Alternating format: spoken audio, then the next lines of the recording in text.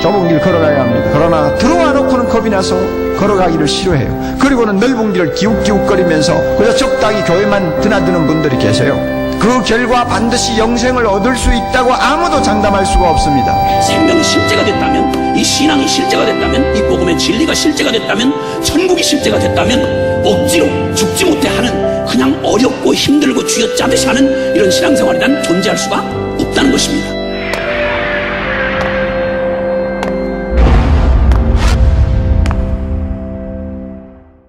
가 상당히 큽니다. 저는 지금까지 수혜당에서 우리가 수혜를 위해서 지원하는데 중장비를 지원해 본 일은 올해가 처음인 것 같습니다. 수혜당한 지역에서 만약에 꼭 정말 도와주실 것이면 그러면 중장비를 지원해 주십시오. 그래서 서울에 있는 포크레인을 그 먼 곳까지 옮겨다가 가서 지원을 해야 될 만큼 너무나 큰 피해를 당한 것 같습니다. 이번 수해 피해를 당한 이들을 위해서 우리도 기도하고 또 사랑으로 섬길 수 있었으면 좋겠습니다. 그런데 수해를 보면서 하나님께서 제게 몇 가지 깨닫게 하신 것이 있었습니다.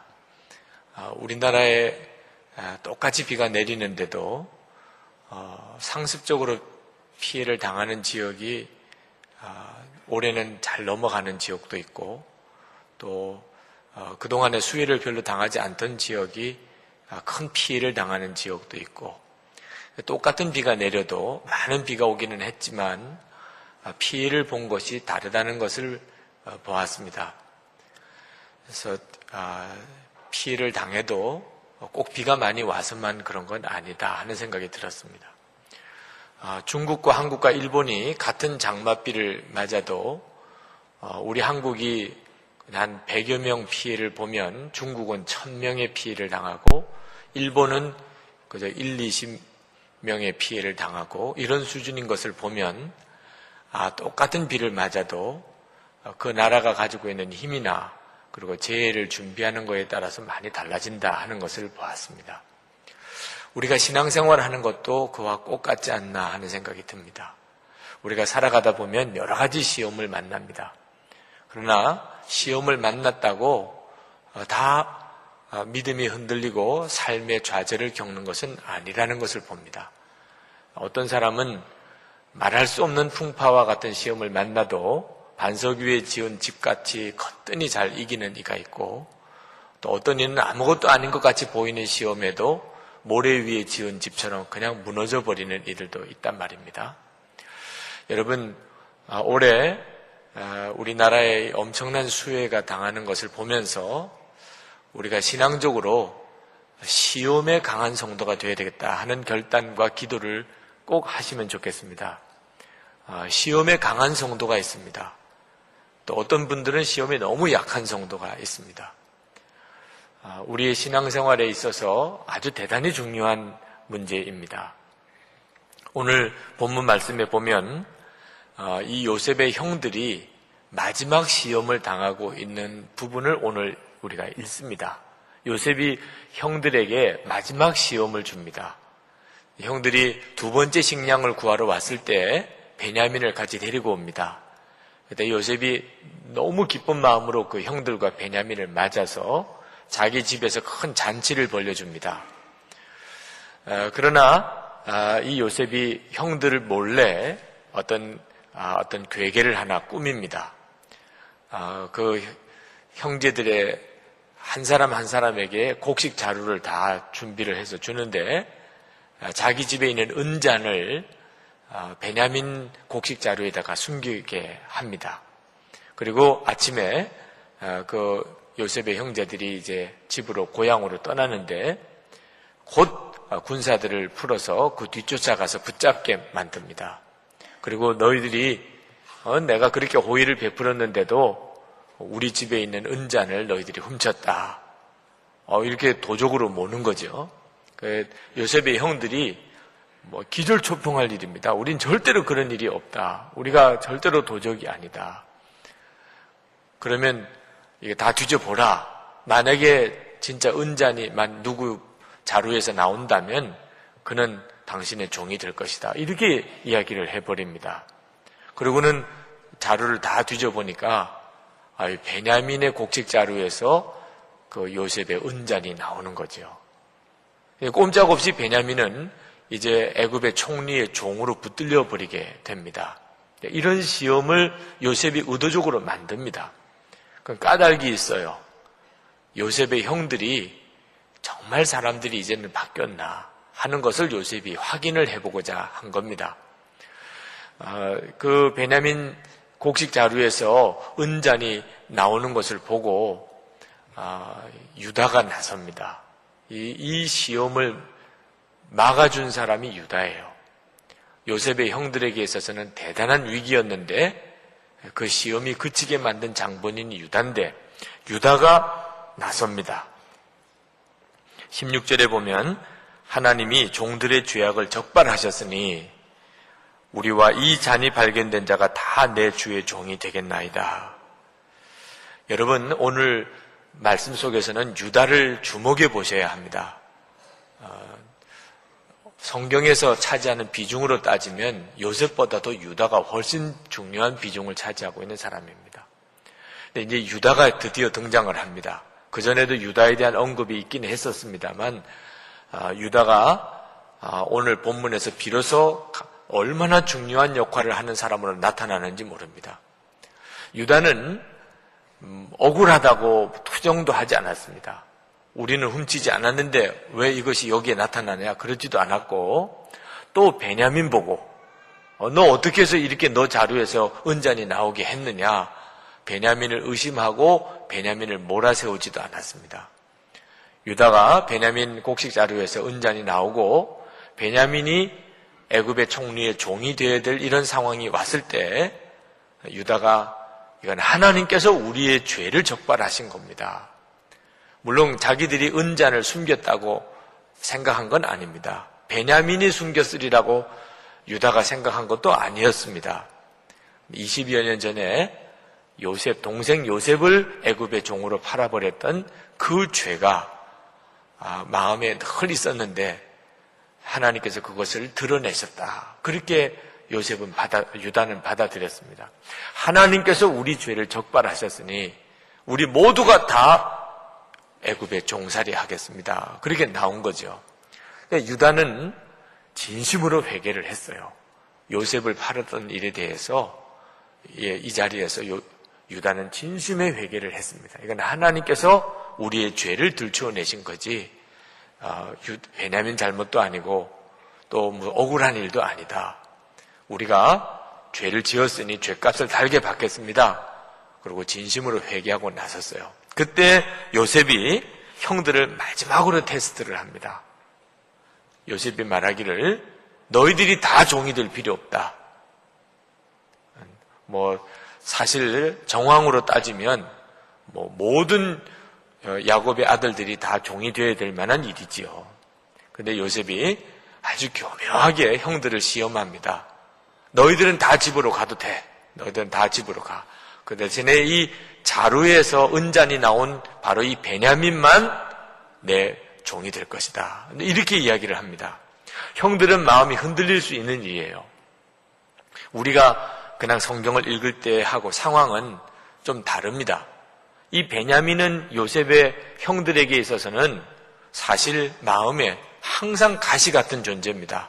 아버지의 사랑 독차지하고 그 베냐민 때문에 아버지의 사랑 제대로 받지도 못하고 늘 자기 앞에서 아버지의 특별한 사랑을 받았던 베냐민, 이 베냐민이 결국 또 사고를 친 겁니다. 요셉의 형들에게는 그렇게밖에는 느껴지지 않을 수 있는 일이에요. 그리고 이 베냐민이 애굽 총리의 종이 되어지는 일은 요셉의 형들에게 있어서는 정말 알터니가 빠지는 것과도 같은 일이기도 합니다. 그리고 아버지한테 가서 거짓말할 이유도 없어요. 요셉의 때는 자기들이 팔아먹고 짐승이 죽였다고 거짓말을 했지만 이건 있는 그대로니까.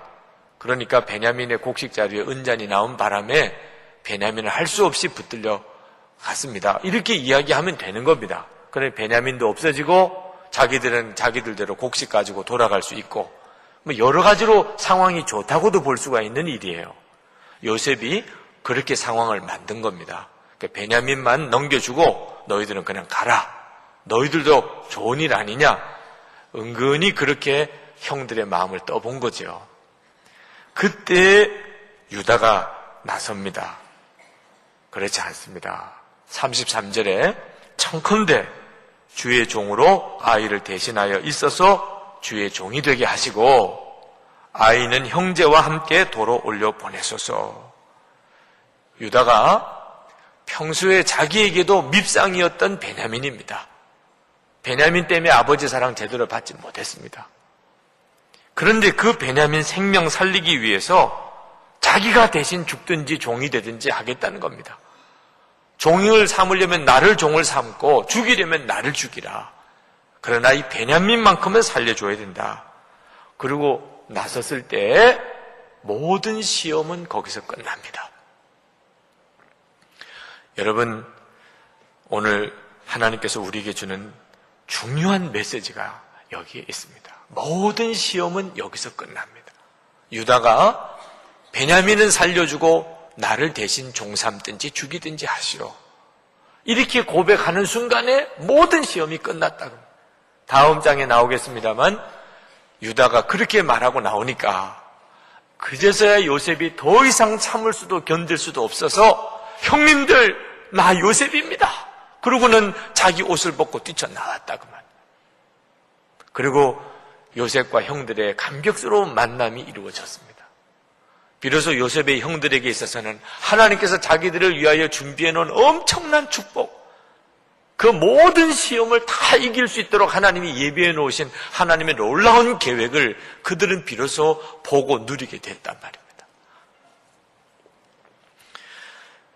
시험은 왜 생깁니까? 또 시험은 언제나 끝납니까? 하나님이 그것을 우리에게 가르쳐 주려고 하고 계시는 거예요. 성도 여러분, 요셉의 형들이 동생 요셉이 애굽의 총리로 있는 거예요. 그런데도 왜 그렇게 고생하고 방황했습니까? 하나님께서 예비하신 놀라운 축복이 이미 있습니다. 창고에 곡식이 가득가득 있습니다. 7년 흉년 끝날 때까지 먹고 남을 곡식이 있습니다. 그런데도 왜 그거 누리지 못했습니까? 그건 딱 하나입니다. 아버지 사랑을 독차지 하던 평소에 밉상인 동생 베냐민, 그 베냐민은 살려주고 대신 나를 죽이든지 종으로 삼든지 하십시오. 이런 결단으로 나서지 못했기 때문에 계속 시험이 됐던 겁니다.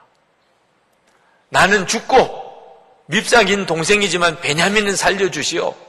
이런 마음 가지지 못했기 때문에 계속 시험이 왔다고만. 그 지긋지긋한 시험은 언제 끝났습니까? 나 대신 죽이고 미워했던 동생은 살려주시오. 이렇게 말할 때 시험이 끝났다고 말이에요. 이것은 모든 하나님의 백성들, 하나님의 자녀들의 삶에 똑같이 이루어집니다. 여러분, 유다를 주목해 보시기 바랍니다. 유다는 동생 요셉을 다른 형제들이 죽이려고 할 때, 그때 유다는 마지막 순간에 이 동생을 구원해 냅니다. 르우벤, 장남인 르우벤이 우리가 요셉 우리 손으로 죽이지는 말고 그냥 구덩이 속에다가 그냥 빠뜨려 버리자. 차마 우리 손으로 죽일 수는 없지 않냐. 그냥 저절로 구덩이 속에서 죽도록 그렇게 하자. 그랬을 때 유다는 그러지 말고 우리 요셉을 그 지나가는 상인들에게 팔아서 그냥 종으로 팔면 우리 돈도 생기고 좋지 않느냐. 유다는 돈 욕심 때문에 그렇게 말한 것이 아니고 구덩이에다가 빠뜨려 놓으면 직접 죽이나 구덩이에 빠져서 죽으나 어차피 죽이는 건데 죽이지는 말자고 동생을. 그래서 상인들에게 팔자고 제안했을 때 다른 형제들도 동의를 해서 결국은 그렇게 살려달라고 애걸복걸하는 요셉을 팔아버립니다. 네, 유다가 그런 역할을 했어요. 그러나 유다는 이 사건이 있은 다음에 대단히 마음이 심란했던 것 같습니다. 성경을 37장 이후부터 읽어보면 유다가 그 다음에 다른 형제들과 같이 있기가 그래서 그랬는지 집을 떠납니다. 집을 떠나서 한참을 지내요. 창세기 38장부터 보면은 유다는 집을 떠나서 지냅니다. 가나안 사람 수아라고 하는 사람의 딸, 그 여인과 결혼을 합니다. 창세기 38장에 보면. 아마 유다는 마음에 심란한 것을 결혼을 해가지고 아내로부터 위로를 받았으면 이런 생각이 있었던지 모르겠습니다. 그러나 유다의 결혼 생활은 생각처럼 그렇게 행복하지 않았습니다. 아들 셋을 낳았어요. 그러나 이 아들들도 유다의 마음을 위로해 주지 못했습니다. 큰아들 엘이 다말이라고 하는 여자와 결혼을 했는데 얼마 못 돼서 죽었어요. 그때 당시 풍습에 의하면 큰아들이 아이를 낳지 못하고 죽으면 둘째 아들이 그 형수와 결혼을 하게 되어 있습니다. 그러니까 둘째 아들을 다말과 결혼을 시켰는데 둘째 아들도 그만 죽어버리고 말았습니다. 그러니 유다가 이거 아들 셋 다 죽이겠다 이런 생각이 들어서 그랬는지 그 다음에는 다말을 셋째 아들과 결혼을 시키지 않습니다. 마음이 기쁨이 되기보다는 결혼 생활 자식들이 유다에게 오히려 큰 근심이 되지요. 점점 문제가 복잡해지기 시작을 해서 며느리 다말이 시아버지가 하는 태도가 마음에 들지를 않으니까 그러니까 시아버지를 속여가지고 시아버지와 관계를 맺어서 아기를 갖습니다. 유명한 사건이죠. 유다가 며느리 다말과 관계를 해서 아기를 낳게 되는 사건이 벌어집니다. 이런 기가 막힌 일을 겪으면서 유다가 굉장히 많이 깨닫게 된 것 같아요. 그래서 다시 집으로 돌아옵니다. 그리고 세월이 흘러서 오늘 창세기 44장까지 온 거예요. 유다가 이런 세월을 지나고 온갖 일을 겪으면서 유다가 많이 바뀌어갑니다. 유다의 삶을 보면 처음부터 유다의 삶이 아름답다, 참 훌륭하다, 믿음이 참 좋구나 이렇게 인정하기가 어렵습니다. 그런데 그 유다가 나이가 들면서 사람이 신앙적으로 성숙하게 바뀌었다는 거예요. 그가 두 번째 식량을 구하러 가야 될 때 아버지에게 내 생명을 바꾸어서라도 베냐민을 지킬 테니까 아버지 베냐민 맡겨주세요. 이렇게 나서서 그 집안의 어려운 문제를 해결하려고 나서고 그리고 베냐민에게 위기가 닥칠 때 유다가 내가 대신 죽을 테니 내가 대신 종이 될 테니 베냐민만큼은 살려서 보내시오. 이러고 나섰다 그 말입니다. 성도 여러분, 연단은 이래서 있는 거예요. 우리가 하나님의 사랑을 받고 말할 수 없는 축복을 받았지요. 예수 그리스도 우리 위해서 대신 십자가에 죽으셨고 그리고 지금 우리 안에 오셨어요. 사실 이거 하나만 가지고 우리 인생은 더 필요가 없을 만큼 행복하지만 그래도 우리 삶 속에 계속해서 연단이 여전히 있는 이유는 우리가 믿음 안에서 온전히 성숙해야 되기 위해서 그렇습니다. 그럼 어떤 성숙을 향하여 나아가는 건가? 오늘 유다가 그걸 보여주고 있는 거예요. 유다가 어느 만큼 성숙했나? 밉상이었던 베냐민, 아버지 사랑 독차하지 하던 동생 베냐민, 그 베냐민 살리려고 자기가 대신 죽겠다고 하는 겁니다.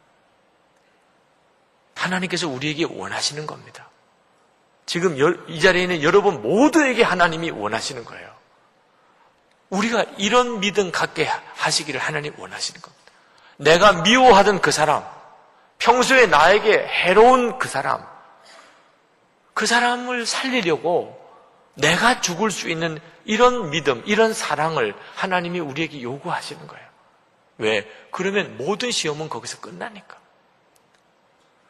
성도 여러분, 우리가 예수를 믿은 지 한 해가 지나고 그리고 3년이 지나고 5년이 지나고 10년이 지나고 이랬다면 그러면 우리는 점점점 유다같이 돼야 되는 겁니다.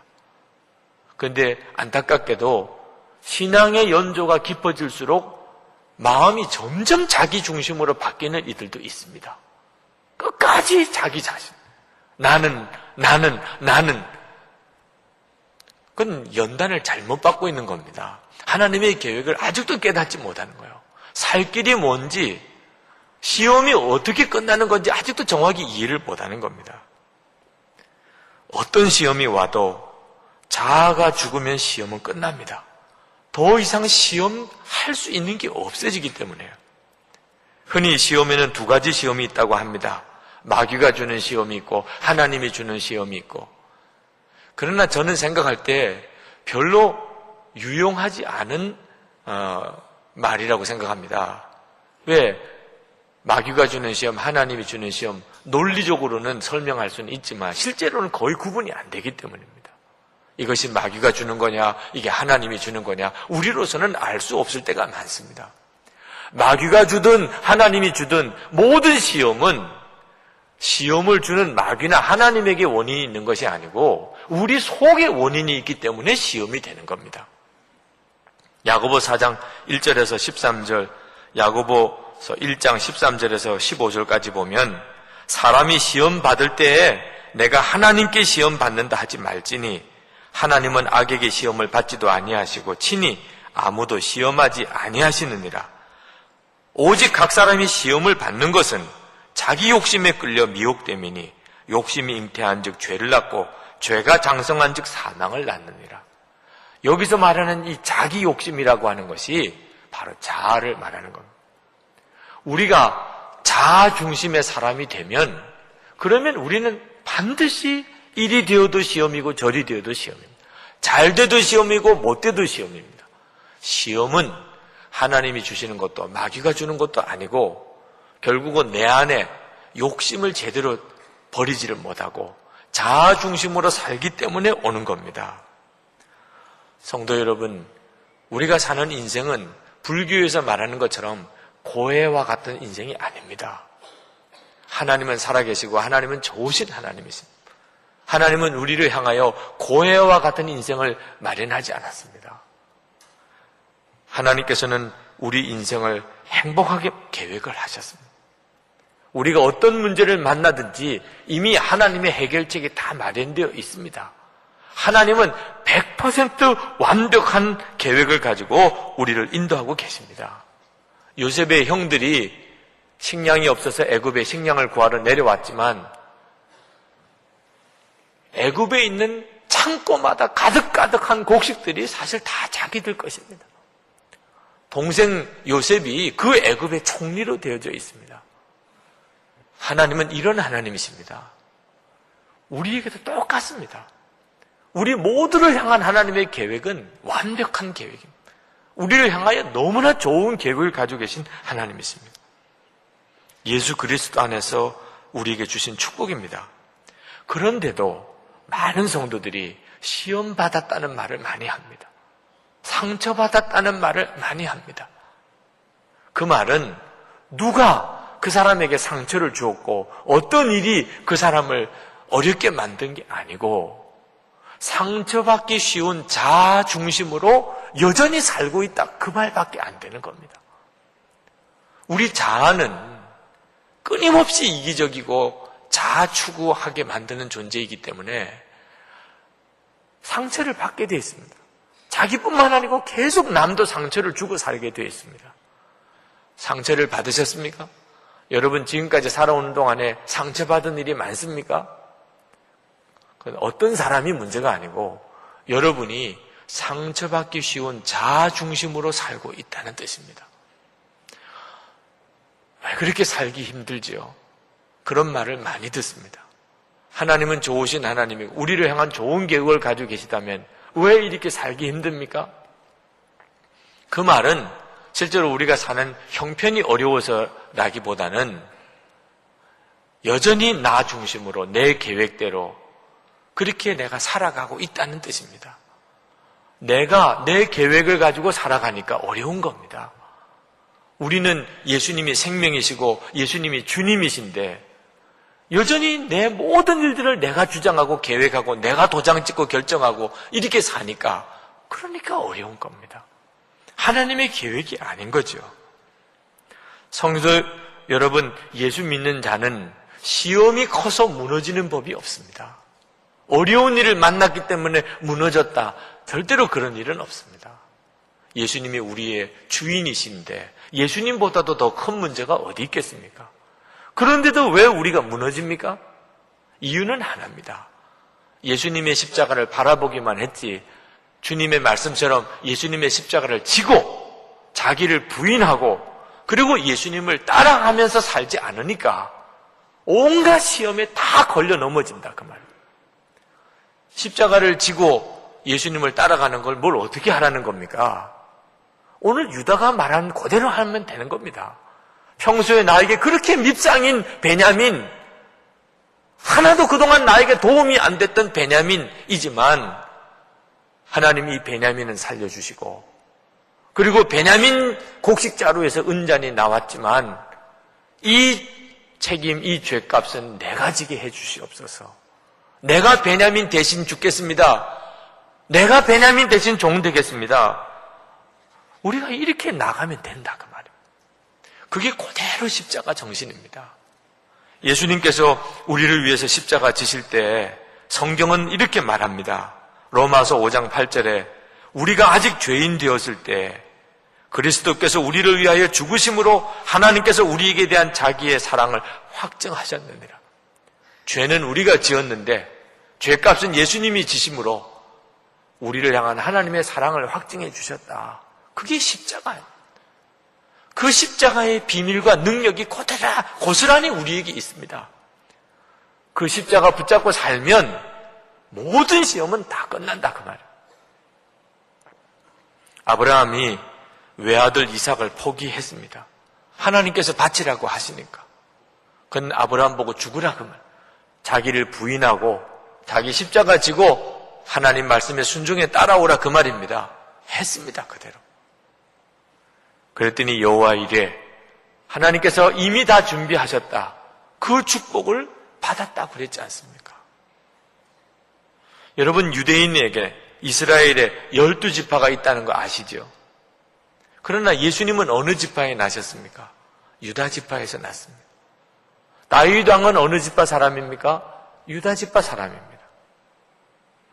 이스라엘에 12지파가 있었는데 지금은 남은 것이 유다 지파밖에 없습니다. 이스라엘 나라 그 사람들을 유대인이라고 인종적으로 유대인이라고 부릅니다. 이스라엘에 12지파가 있었는데 지금은 유대인밖에 안 남았습니다. 요셉 지파도 아닙니다. 유다 지파만 남았습니다. 오늘 성경 말씀에 보면 요셉은 총리고 유다는 지금 시험을 받는 자이지만 영적으로 보면 유다가 훨씬 큽니다. 어떻게 해서 이렇게 된 거죠? 그 조상, 유다 지파의 조상 유다가 뭐라고 그랬습니까? 베냐민은 살려주고 내가 대신 종이 되겠나이다. 그렇게 고백했기 때문입니다. 유다가 자기가 대신 죽든지 종이 되든지 하겠다고 그렇게 나섰는데 그래서 유다가 죽었습니까? 유다 지파 하나만 남았다니까요. 이제 대대손손 왕이 나는 왕의 지파가 되었습니다. 여러분 이 비밀을 아셔야 합니다. 십자가는 정확합니다. 십자가만이 우리를 어떤 시험에서도 건져내고 하나님의 축복의 문을 열게 되어 있습니다. 성도 여러분, 시험은 반드시 이기고 넘어가야 됩니다. 여러분이 어떤 시험을 지금 만났든지 절대로 시험을 피하실 생각하지 마시고 그리고 여러분 거기서 실패하시면 안 됩니다. 왜? 시험을 이기지 못하면 이길 때까지 시험이 계속 옵니다. 시험을 이기고 나면 다시는 그 시험 오지 않습니다. 아브라함에게 자식을 바치라는 시험이 있었습니다. 아브라함 이겼습니다. 2번 다시 하나님은 그런 시험 주시지 않았습니다. 요셉이 육신의 정욕의 시험을 만났습니다. 요셉이 그걸 이겼습니다. 2번 다시 요셉에게 그런 시험 오지 않았습니다. 다니엘이 하나님에게 기도하면 사자굴에 처할 것이라 이런 시험을 만났습니다. 다니엘이 굴하지 아니하고 그는 계속 하나님께 기도했고 사자굴에 던짐을 받았습니다. 시험을 이겼습니다. 다시는 다니엘에게 그런 시험 오지 않았습니다. 시험은 이기고 나면 그 문제로는 다시 시험이 오지 않습니다. 성도 여러분, 시험이 끝없이 오는 것 같아도 그것은 자꾸 시험에 지고 회피하고 실패하니까 그 시험이 끝없이 오는 거지. 이기고 나면 그걸로 끝나는 거예요. 시험은 이렇게 싸워야 하는 겁니다. 물질의 시험에 실패하면 물질의 시험 계속 옵니다. 정욕의 시험 실패하면 정욕의 시험 이길 때까지 옵니다. 여러분, 명예의 시험이 여러분 왔을 때 이겨야 합니다.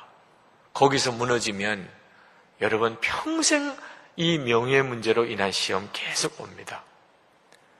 십자가 붙잡으면 이깁니다. 유다가 나를 대신 종 삼고 은잔이 나온 베냐민은 살려주시오. 그거 십자가입니다.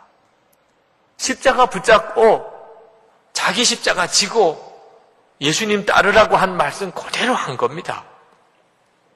가정에서부터 여러분 십자가 붙잡고 사셔야 합니다. 어떤 믿음 좋은 장로님 딸만 쭉 두셨다가 늦둥이 아들을 보셨어요. 아들이 생기니까 그렇게 아들이 좋더랍니다. 그냥 아들밖에 안 보이더라는 거예요. 아들밖에. 아들이 잠을 자는데 자다가도 벌떡 일어나서 아들 방에 가서 잠자는 아들 한참 들여다보다가 그러고는 당신 방에 와서 또 주무시기도 하고 직장에 나갔다가 수시로 전화를 걸어서 아들 잘 있냐? 잘 있겠지요? 그러면 호통을 친다는 거예요. 잘 있겠지요가 뭐냐? 지금 어디서 잘 있는지 보고 와서 잘 있다, 아니다 대답을 해야지. 그래서 온 식구들이 그냥 전화 받고 그 아들이 있는데 쫓아다니라고 난리도 아니었다 그래요. 전화를 하면 또 전화하냐고 그런 말을 듣고 이상하게 생각이 들더라는 거예요. 이 장로님이. 아니, 아들이 그렇게 사랑스럽지도 않나, 다른 가족들은. 자기는 그렇게 사랑스러운데 뭘 전화를 또 하냐, 이런 이야기를 하나. 그게 너무 이상하더라는 거예요. 한 번은 집에 거실에 앉아 있는데 아들이 안 보이더라는 거예요. 깜짝 놀라서 그 아들을 찾아보니까 마당에서 재밌게 놀고 있더래요. 아, 잘 놀고 있구나. 그래서 거실에 들어왔는데 하나님께서 말씀을 주시더라는 거예요.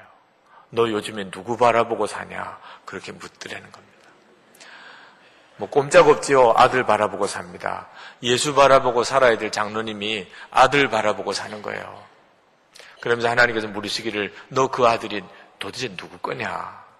하나님 거지요. 그러면 나한테 맡겨. 그러나 온몸에 힘이 쫙 빠지는 것 같은 두려운 마음이 들더라는 거예요. 내가 그동안에 아들 우상 삼아서 살았구나. 그래서 하나님 앞에 그 거실에서 간절한 마음으로 기도하면서 내가 아들을 우상 삼고 그 아들만 바라보고 살았습니다.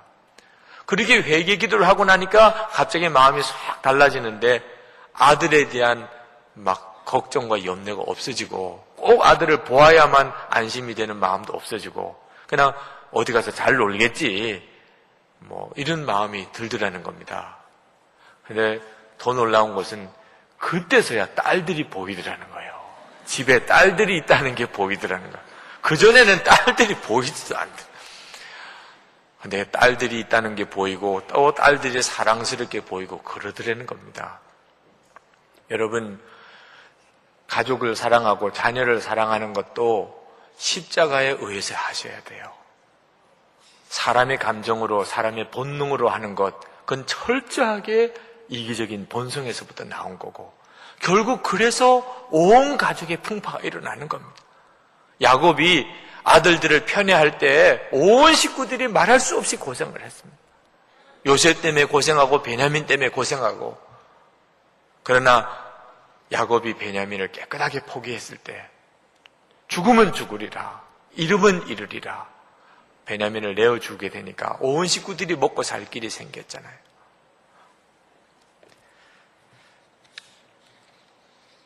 어느 선교사님이 이런 말씀을 하셨습니다. 선교 집회 때 선교사님들이 들어가기 어려운 나라들이 이 지구상에 여러 나라가 있다는 겁니다. 회교권도 있고 그 선교사님 말씀하실 당시에 공산권도 있었고 이런 나라들은 선교사님 들어가기가 참 어렵습니다. 왜? 들어가면 감옥에 갇히거나 또는 죽임을 당하기 때문에. 그러면서 선교사님이 하시는 말씀이 그러나 그것은 선교사가 살려고 생각하니까 어려운 거고 만약에 선교사님이 죽으려고 생각을 한다면 이 지구상에 선교사님 들어가기 어려운 나라 한 나라도 없습니다. 선교사님이 죽으려고 선교 나가는 선교사님에게는 막힌 나라가 없다. 어려운 나라가 없다. 그런 말씀을 하시는데 제게 있어서 큰 충격이었어요. 여러분, 얼마나 신기합니까? 선교사 들어가기 어려운 나라 분명해요. 그 나라는 선교사 들어가기 너무너무 어려운 나라인데 죽으려고 생각하면 그게 싹 없어진단 말입니다. 어려운 나라라는 것 자체가 없어진단 말입니다. 여러분, 시험을 이기는 비밀이 여기에 있는 거예요.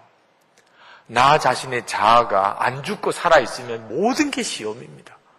그러나 주님 말씀처럼 자기를 부인하고 내 십자가를 딱 지고 그리고 예수님을 따르겠다고 내 마음의 중심을 딱 정하는 순간부터 시험은 없습니다.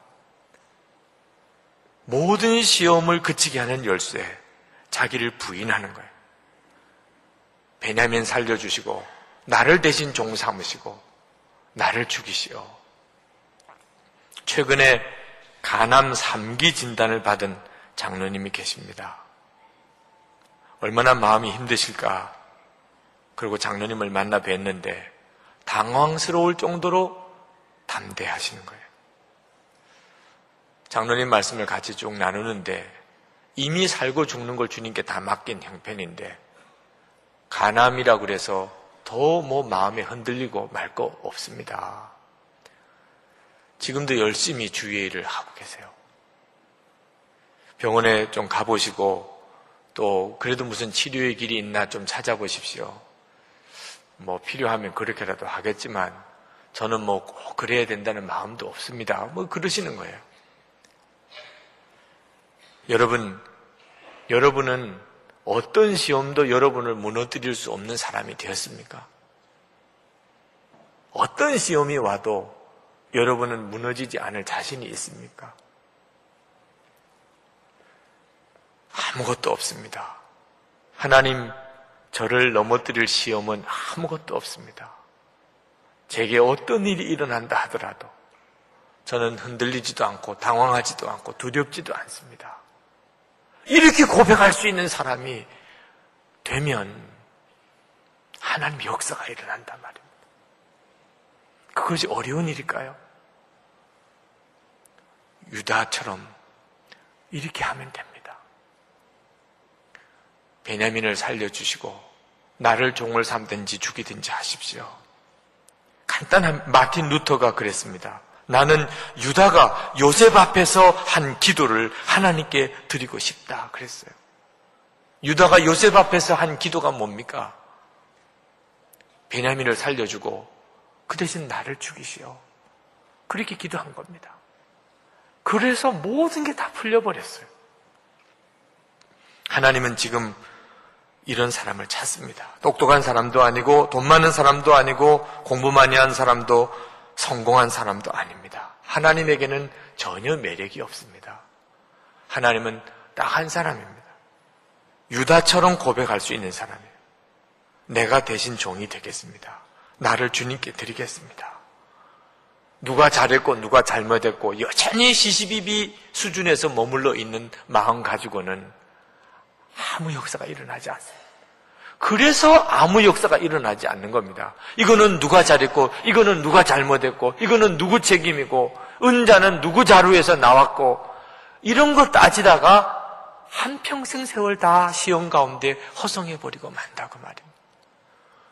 은잔이 나온 베냐민의 자루가 있지만 그 베냐민은 살려주고 그 책임은 내가 지겠습니다. 그러면 하나님의 역사가 일어난단 말입니다. 지금 하나님은 우리 가정을 세우려고 하십니다. 교회를 세우려고 하십니다. 우리 민족을 새롭게 세우려고 하십니다. 그런데 우리 자신이 우리 마음 안에 있는 시험의 뿌리 하나 해결을 못해서 이리 넘어지고 저리 넘어지면 하나님께서 어떻게 역사하실 수 있겠습니까? 사랑하는 성도 여러분, 오늘 이 시간에 여러분의 마음의 중심에서 모든 시험이 그치는 역사가 일어나기를 축복합니다. 유다처럼 기도해 보십시오. 하나님 앞에 유다처럼 기도해 보십시오. 여러분에게 평소에 원수 같았던 사람, 짐만 되었던 사람, 도무지 사랑할 수 없었던 그 사랑. 하나님, 저를 살리고 나를 죽이십시오. 하나님, 저를 구원하시고 나를 종을 삼으십시오. 여러분의 입에서 진짜 이 기도, 정말 십자가의 그 기도가 나오기 시작하면, 그러면 마귀는 우리를 더 이상 넘어뜨릴 수가 없습니다. 어떤 것도 우리를 시험 들게 할 수가 없습니다. 기도하십시다. 이 시간에 우리 다 같이 하나님께 기도하겠습니다.